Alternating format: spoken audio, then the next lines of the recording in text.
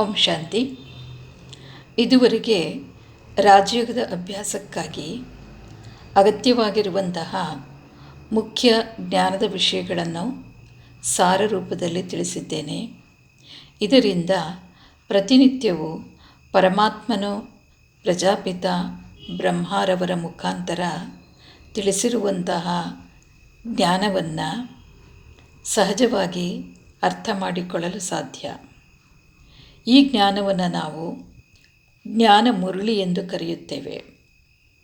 ಈ ಜ್ಞಾನವನ್ನು ಪ್ರತಿನಿತ್ಯದ ಜೀವನದಲ್ಲಿ ಸಮಯಾನುಸಾರ ಅಳವಡಿಸಿಕೊಳ್ಳುವುದರಿಂದ ನಮ್ಮ ಜೀವನವನ್ನು ಸುಖ, ಶಾಂತಿ ಹಾಗೂ ನೆಮ್ಮದಿಯಿಂದ ಸಂತೃಪ್ತಿಯಿಂದ ನಡೆಸಲು ಸಾಧ್ಯ. ಪ್ರತಿನಿತ್ಯವೂ ಜ್ಞಾನವನ್ನು ಕೇಳಿ ಅರ್ಥ ಮಾಡಿಕೊಂಡು ಜೀವನದಲ್ಲಿ ಅಳವಡಿಸಿಕೊಳ್ಳುವುದರಿಂದ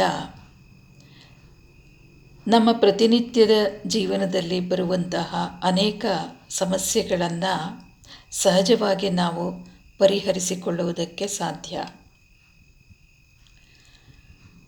ಈ ಜ್ಞಾನ ಮುರಳಿಯು ನಮ್ಮ ಮನಸ್ಸಿಗೆ ಇರುವಂತಹ ಭೋಜನವಾಗಿದೆ.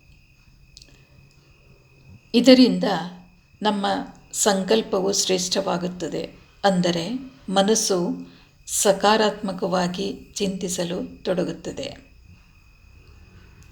ಯಾವಾಗ ನಮ್ಮ ಸಂಕಲ್ಪ ಶುದ್ಧವಾಗುತ್ತದೆಯೋ, ಅಂದರೆ ಸಕಾರಾತ್ಮಕವಾಗುತ್ತದೋ, ಆಗ ನಮ್ಮ ಮಾತು ಹಾಗೂ ನಡತೆಯೂ ಸಹ ಶ್ರೇಷ್ಠವಾಗುತ್ತದೆ.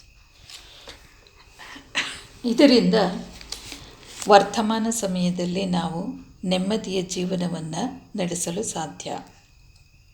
ವರ್ತಮಾನ ಶ್ರೇಷ್ಠವಾದರೆ ಭವಿಷ್ಯವು ಸಹಜವಾಗಿ ಶ್ರೇಷ್ಠವಾಗುತ್ತದೆ. ಏಕೆಂದರೆ ಕರ್ಮ ಸಿದ್ಧಾಂತದ ಪ್ರಕಾರ ನಾವು ವರ್ತಮಾನದಲ್ಲಿ ಏನು ಮಾಡುತ್ತೇವೆಯೋ ಅದರ ಅನುಸಾರ ನಮ್ಮ ಭವಿಷ್ಯವು ನಿರ್ಧಾರಿತವಾಗುತ್ತದೆ.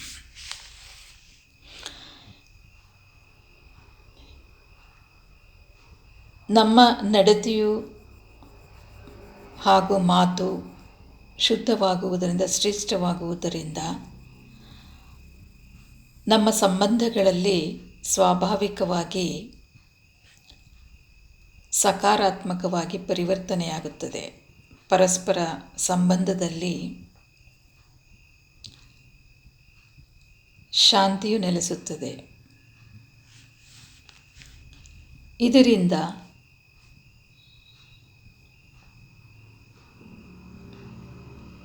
ನಮ್ಮ ಜೀವನವು ಪರಿವರ್ತನೆಯಾಗಿ ಪರಮಾತ್ಮನ ವಿಶ್ವ ಪರಿವರ್ತನಾ ಕಾರ್ಯದಲ್ಲಿ ನಾವು ನಮ್ಮ ಕೊಡುಗೆಯನ್ನು ಕೊಡಲು ಸಾಧ್ಯ.